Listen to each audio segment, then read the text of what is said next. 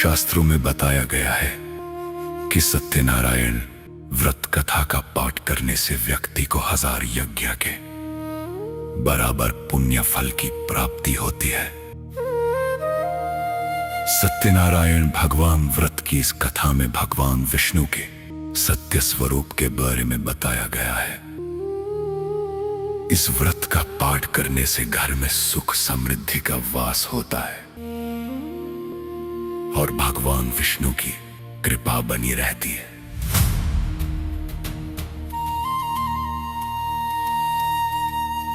व्रत की विधि और नियम। शुभ दिन। ये व्रत किसी भी महीने की पूर्णिमा, एकादशी या गुरुवार के दिन करना विशेष फलदायी होता है। मुख्य सामग्री।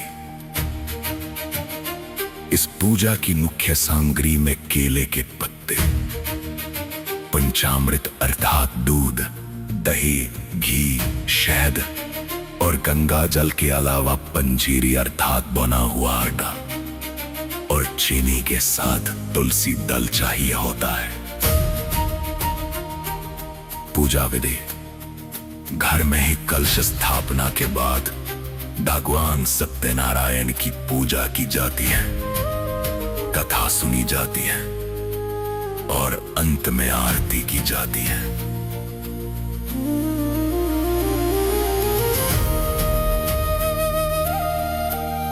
इस कथा में कुल 5 अध्याय हैं। तो चलिए इस कथा का आरंभ करते हैं।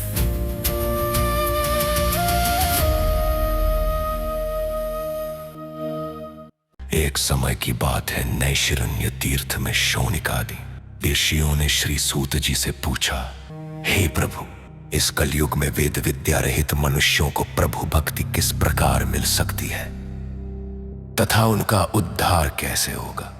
हे मुनि श्रेष्ठ, कोई ऐसा तप बताइए जिससे थोड़े समय में ही पुण्य मिले और मनवांछित फल भी मिल जाए।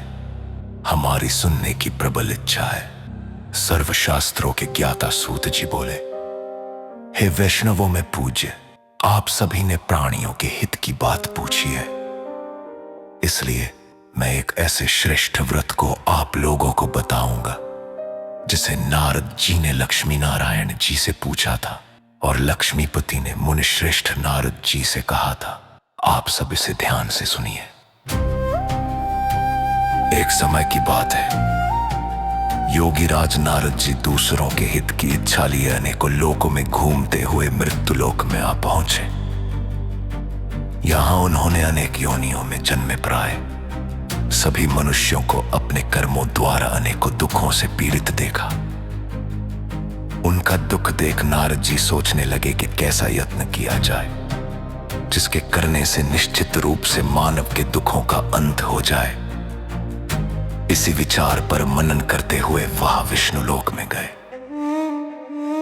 वहां उन्होंने श्वेत वर्ण और 4 भुजाओं वाले सबके आधार भगवान नारायण को देखा, जिनके हाथों में शंख, चक्र, गदा और पद्म तथा गले में वनमाला सुशोभित है।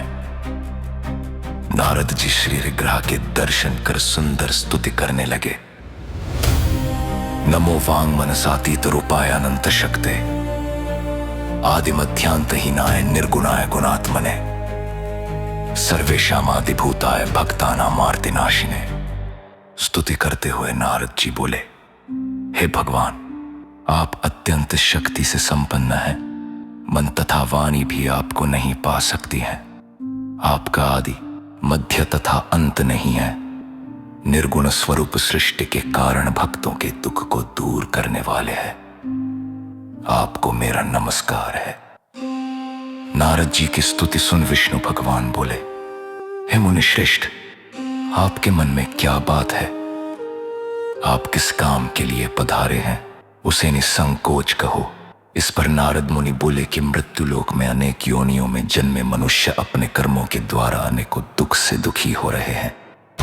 हे नाथ, आप मुझ पर दया रखते हैं तो बताइए कि वो मनुष्य थोड़े प्रयास से ही अपने दुखों से कैसे छुटकारा पा सकते हैं।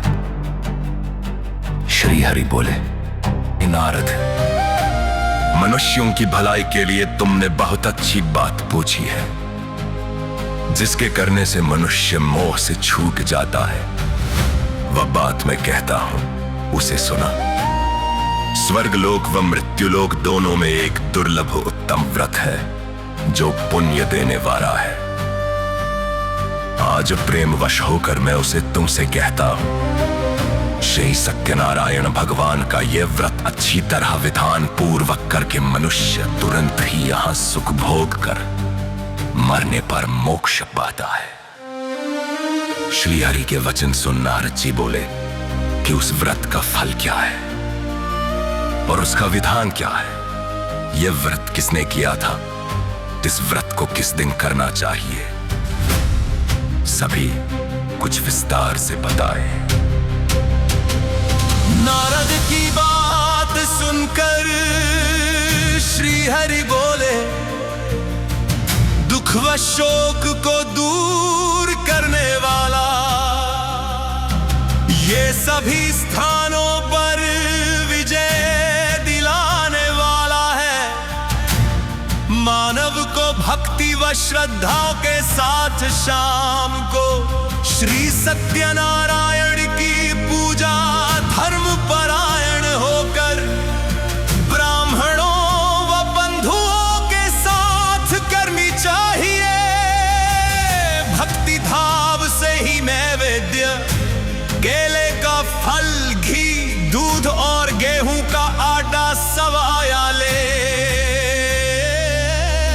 गेहूं के स्थान पर साखी का आटा, शक्कर तथा गुड़ लेकर वह सभी भक्षण योग्य पदार्थों को मिलाकर भगवान का भोग लगाएं।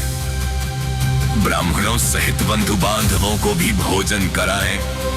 उसके बाद स्वयं भोजन करें, भजन कीर्तन के साथ भगवान की भक्ति में लीन हो जाएं।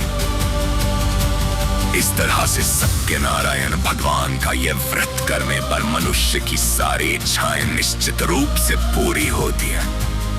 इस कलिकाल अर्थात कलयुग में मृत्युलोक में मोक्ष का यही एक सरल उपाय बताया गया है। इस तरह श्री सत्यनारायण व्रत कथा का पहला अध्याय पूर्ण हुआ। बोलिए श्री सत्यनारायण भगवान की जय। सत्यनारायण भगवान की व्रत कथा का दूसरा अध्याय। सूत जी बोली, हे ऋषियों, जिसने पहले समय में इस व्रत को किया था उसका इतिहास कहता हूं, ध्यान से सुनो। सुंदर काशीपुरी नगरी में एक अत्यंत निर्धन ब्राह्मण रहता था। भूख प्यास से परेशान वह धरती पर घूमता रहता था। ब्राह्मणों से प्रेम करने वाले भगवान ने एक दिन ब्राह्मण का वेश धारण कर उसके पास जाकर पूछा, हे विप्र, नित्य दुखी होकर तुम पृथ्वी पर क्यों घूमते हो? दीन ब्राह्मण बोला, मैं निर्धन ब्राह्मण हूं, भिक्षा के लिए धरती पर घूमता हूं। हे भगवान, यदि आप इसका कोई उपाय जानते हो तो बताइए। वृद्ध ब्राह्मण कहता है कि सत्यनारायण भगवान मनोवांछित फल देने वाले हैं, इसलिए तुम उनका पूजन करो। इसे करने से मनुष्य सभी दुखों से मुक्त हो जाता है। वृद्ध ब्राह्मण बनकर आए। सत्यनारायण भगवान उस निर्धन ब्राह्मण को व्रत का सारा विधान बताकर अंतर्धान हो गए। ब्राह्मण मन ही मन सोचने लगा कि जिस व्रत को वृद्ध ब्राह्मण करने को कह गया है, मैं उसे जरूर करूंगा। ये निश्चय करने के बाद उसे रात में नींद नहीं आई। वो सवेरे उठकर सत्यनारायण भगवान के व्रत का निश्चय कर भिक्षा के लिए चला गया। उस दिन निर्धन ब्राह्मण को भिक्षा में बहुत धन मिला, जिससे उसने बंधु बांधवों के साथ मिलकर श्री सत्यनारायण भगवान का व्रत संपन्न किया। भगवान सत्यनारायण का व्रत संपन्न करने के बाद वह निर्धन ब्राह्मण सभी दुखों से छूट गया और अनेक प्रकार की संपत्तियों से युक्त हो गया। उसी समय से यह ब्राह्मण हर माह इस व्रत को करने लगा। सूत जी बोले कि इस तरह से नारद जी से नारायण जी का कहा हुआ श्री सत्यनारायण व्रत को मैंने तुमसे कहा। हे विप्रो, मैं अब और क्या कहूं? ऋषि बोले, हे मुनिवर, संसार में उस विप्र से सुनकर और किस किसने इस व्रत को किया, हम सब इस बात को सुनना चाहते हैं। सूत जी बोले, हे मुनियो, जिसने इस व्रत को किया है वे सब सुनो। एक समय वही विप्र धन व ऐश्वर्य के अनुसार अपने बंधु बांधवों के साथ इस व्रत को करने को तैयार हुआ। उसी समय एक लकड़ी बेचने वाला बूढ़ा आदमी आया। प्यास से दुखी वो लकड़हारा उनको व्रत करते देख विप्र को नमस्कार कर पूछने लगा कि आप यह क्या कर रहे हैं? ब्राह्मण ने कहा कि सब मनोकामनाओं को पूरा करने वाला यह सत्यनारायण भगवान का व्रत है। विप्र से सत्यनारायण व्रत के बारे में जानकर लकड़हारा बहुत प्रसन्न हुआ। लकड़हारे ने अपने मन में संकल्प किया कि आज लकड़ी बेचने से जो धन मिलेगा उसी से श्री सत्यनारायण भगवान का उत्तम व्रत करूंगा। उस नगर में उसे अपनी लकड़ियों का दाम पहले से 4 गुना अधिक मिलता है। वहां उसने अपने बंधु बांधवों को बुलाकर विधि विधान से सत्यनारायण भगवान का पूजन और व्रत किया। इस व्रत के प्रभाव से वो बूढ़ा लकड़हारा धन पुत्र आदि से युक्त होकर संसार के समस्त सुख भोग अंतकाल में बैकुंठ धाम चला गया। इस तरह श्री सत्यनारायण व्रत कथा का दूसरा अध्याय पूर्ण हुआ। बोलिए श्री सत्यनारायण भगवान की जय। सत्यनारायण भगवान की व्रत कथा का तीसरा अध्याय। सूत जी बोले, हे श्रेष्ठ मुनियों, अब आगे की कथा कहता हूं। पहले समय में उल्का मुख नाम का एक बुद्धिमान राजा था। वह सत्यवक्ता और जितेंद्रिय था। भद्रशिला नदी के तट पर राजा और उनकी पत्नी ने श्री सत्यनारायण भगवान का व्रत किया। उसी समय साधु नाम का एक वैश्य आया। राजा को व्रत करते देखकर वह विनय के साथ पूछने लगा, हे राजन, भक्ति भाव से पूर्ण होकर आप यह क्या कर रहे हैं? राजा बोला, हे साधु, अपने बंधु बांधवों के साथ पुत्र आदि की प्राप्ति के लिए एक महाशक्तिमान श्री सत्यनारायण भगवान का व्रत व पूजन कर रहा हूं। राजा से व्रत का सारा विधान सुन व्यापार से निवृत्त हो वो अपने घर गया। साधु वैश्य ने अपनी पत्नी लीलावती से कहा कि जब मेरी संतान होगी तब मैं इस व्रत को करूंगा। सत्यनारायण भगवान की कृपा से 10वें महीने में उसके गर्भ से एक सुंदर कन्या ने जन्म लिया।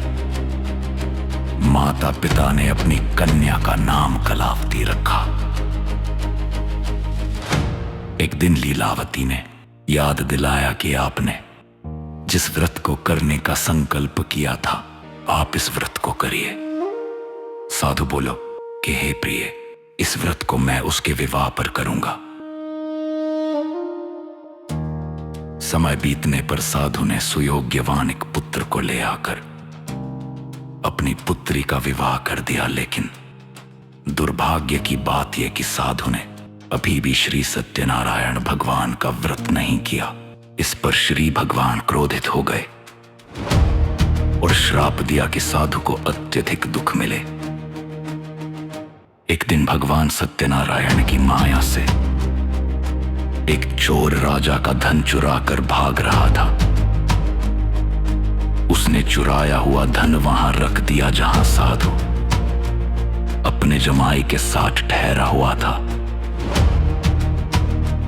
राजा के सिपाहियों ने साधु वैश्य के पास राजा का धन पड़ा देखा तो वाह ससुर जमाई दोनों को बांधकर राजा के पास ले गए। राजा की आज्ञा से उन दोनों को कठिन कारावास में डाल दिया गया और उनका सारा धन भी उनसे छीन लिया गया। श्री सत्यनारायण भगवान के श्राप से साधु की पत्नी भी बहुत दुखी हुई। घर में जो धन रखा था उसे चोर चुरा ले गए। भूख प्यास से अति दुखी कलावती एक ब्राह्मण के घर गई। वहां उसने श्री सत्यनारायण भगवान का व्रत होते देखा। फिर कथा भी सुनी। कलावती की बात सुन लीलावती ने परिवार व बंधुओं सहित सत्यनारायण भगवान का पूजन किया। व्रत से संतुष्ट हो गए और राजा चंद्रकेतु को सपने में दर्शन दे कहा कि हे राजन, तुम उन दोनों वैश्यों को छोड़ दो और तुमने उनका जो धन लिया है उसे वापस कर दो। प्रातःकाल सभा में राजा ने अपना सपना सुनाया। राजा ने उन दोनों को नए वस्त्राभूषण भी पहनाए और जितना धन उनका लिया था उससे दुगना धन वापस कर दिया। दोनों वैश्य अपने घर को चल दिए। इस तरह श्री सत्यनारायण व्रत कथा का तीसरा अध्याय पूर्ण हुआ। बोलिए श्री सत्यनारायण भगवान की जय। सत्यनारायण भगवान की व्रत कथा का चौथा अध्याय। सूत जी बोले, वैश्य ने मंगलाचार कर अपनी यात्रा आरंभ की और अपने नगर की ओर चल दिए। उनके थोड़ी दूर जाने पर एक दंडी वेशधारी श्री सत्यनारायण ने उनसे पूछा, हे साधु, तेरी नाव में क्या है? अभिमानी वनिक हंसता हुआ बोला, हे दंडी, आप क्यों पूछते हो? मेरी नाव में तो बेल व पत्ते भरे हुए हैं। वैश्य के कठोर वचन सुन भगवान बोले, तुम्हारा वचन सत्य हो। दंडी ऐसे वचन कह वहां से दूर चले गए। दंडी के जाने के बाद साधु वैश्य ने नाम बेल पत्ते आदि देख वो मूर्छित हो जमीन पर गिर पड़ा। मूर्छा खुलने पर वह अत्यंत शोक में डूब गया। तब उसका दामाद बोला कि आप शोक न मनाएं। यह दंडी का शाप है, इसलिए हमें उनकी शरण में जाना चाहिए। साधु दंडी के पास पहुंचा और बोला, मैंने आपसे जो जो असत्य वचन कहे थे उनके लिए मुझे क्षमा दें। तब दंडी भगवान बोले, हे वनिक पुत्र, मेरी आज्ञा से बार बार तुम्हें दुख प्राप्त हुआ है। तू मेरी पूजा से विमुख हुआ। साधु के भक्ति पूर्वक वचन सुनकर भगवान प्रसन्न हो गए। ससुर जमाई जब नाव पर आए तो नाव धन से भरी हुई थी। जब नगर के नजदीक पहुंचे तो दूत को घर पर खबर करने के लिए भेज दिया। साधु की पत्नी लीलावती ने सत्यनारायण भगवान का पूजन कर अपनी पुत्री कलावती से कहा कि मैं अपने पति के दर्शन को जाती हूं, तू काड़े पूर्ण कर शीघ्र आ जा।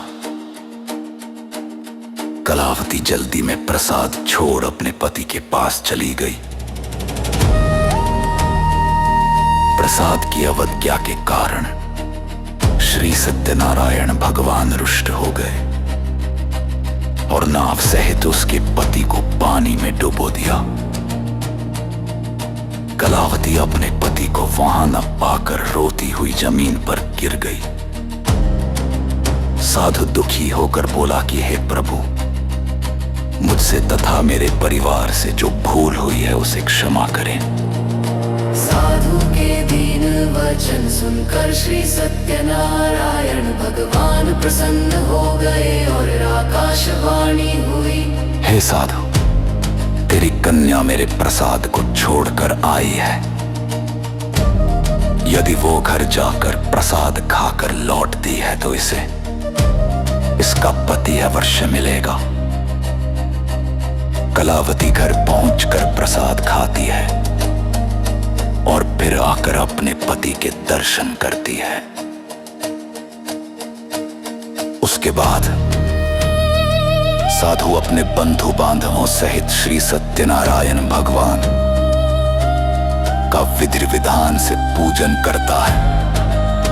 इस लोक का सुख भोग व अंत में स्वर्ग जाता है। इस तरह श्री सत्यनारायण व्रत कथा का चौथा अध्याय पूर्ण हुआ। बोलिए श्री सत्यनारायण भगवान की जय। सत्यनारायण भगवान की व्रत कथा का 5वां अध्याय।